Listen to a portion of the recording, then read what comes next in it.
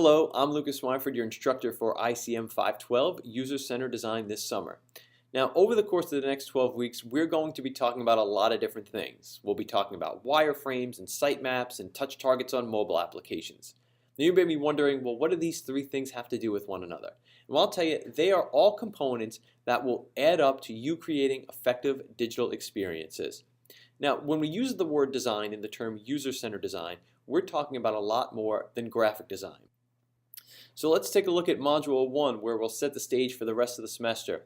And we'll do that by going through completing 4 or 5 different assignments. The first one is an introductory blog post that will help us learn more about each other and introduce ourselves to the rest of the class.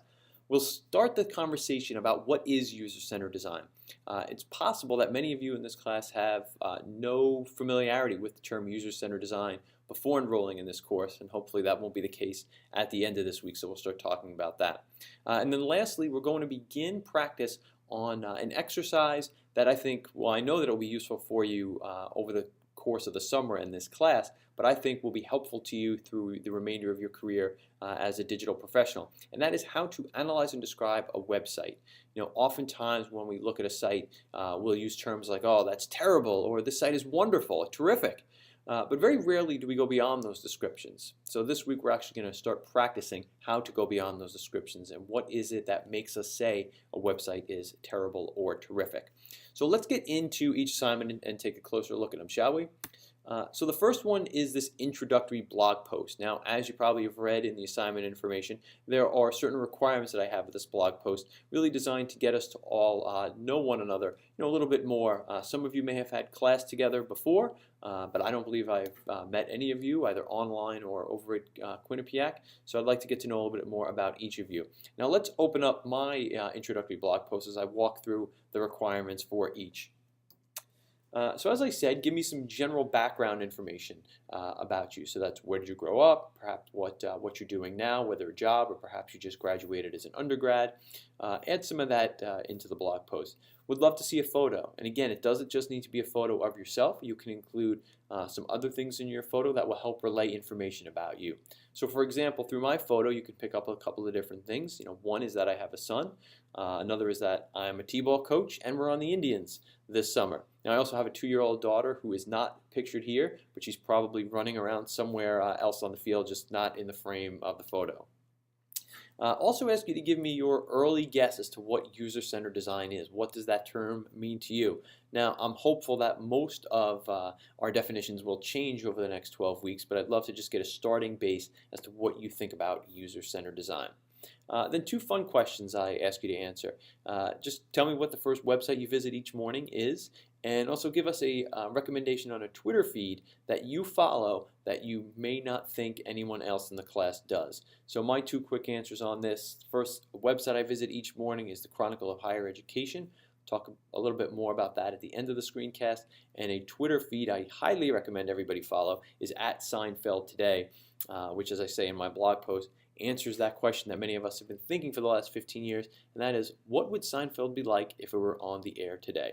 So a couple of fun questions, some other more meaningful ones.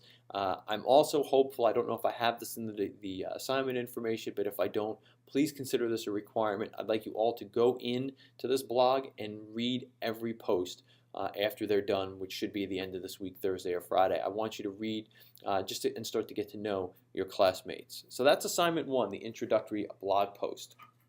Now let's go back and look at some more of the assignments. Next up, we have some required reading. In this module, there are 2 articles that I point to in the Blackboard site. Now, as you may have noticed, there are no required book purchases for this site. I used to require 2 books. I no longer do that because so much of the information is changing on a regular basis, and there's so many great things written about user-centered design that are available on the web. That's what we'll use. So we'll link to a lot of readings and presentations each week. This week there are 2, and we're going to pull them up. The first one is an article that is called In Defense of Eye Candy, and that's written by Stephen P. Anderson. And as you go through this, I think you'll enjoy it, but there's 2 things I want to point out to you. So the first, if we could look at sort of a topic sentence for the entire reading, it's this one right here. That what sometimes we lose is the understanding of the powerful role aesthetics play in shaping how we come to know, feel, and respond. And I'd like you just to scribble that down on a piece of paper, a sticky note, and put it on your computer. And look at that every couple of weeks as you're going through the work and you're completing your assignments in this course, because it's something I really want you to keep in mind, that creating digital experiences isn't just about how something looks, but we really need to think about how our users are going to feel and respond to what we're creating. So that really, as I say, is a topic sentence, if you will, for this article, and I would love for you to scribble that down and keep that in mind. And then again, just as a sort of an illustration as to what we're talking about here, I'm going to scroll down and show you a photo. And again, you'll go through this as you read it. But I love this photo, and it's a photo of two different gas stations. And when I say different, I think you'll know what I mean here. This is one on the left that seems like it hasn't been updated or renovated in decades, and here's a brand new Shell station. And the author goes on to talk about how he actually bases his decisions on which gas station to go to based solely on the way the pumps look, and how the one on the left just makes him feel insecure about putting his credit card information in there, about being there. And the one on the right just makes him feel so much more comfortable and safer about financial transactions, so he ends up giving his business to the gas station on the right. And I think many of us probably make decisions like this. One thing that I do, I find that I sometimes make decisions on what restaurant to go to based on their website. Now I understand that it's highly unlikely that the chef is also the webmaster of the website, but that's really my introduction to the restaurant. And I guess as someone who's in the digital industry, I feel like if a restaurant isn't going to put the time, energy, and effort into their website, that actually says a lot to me about customer service and how they think about their customers coming into the restaurant. So that's something that I base my restaurant decisions on. And Steven Anderson talks a little bit about that type of stuff here in his article.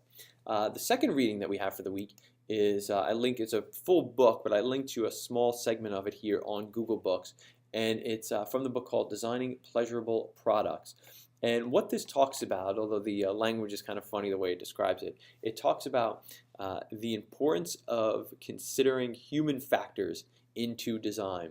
And that's in some way a fancy way of saying that companies, industrial design departments within companies have really started to make sure that product designs fit the needs of the people who will actually be using those products. And that may sound like a really obvious point, that if you're going to make something, you should think about the people who are going to use it, but it hasn't always been the case, and it's only a fairly recent phenomenon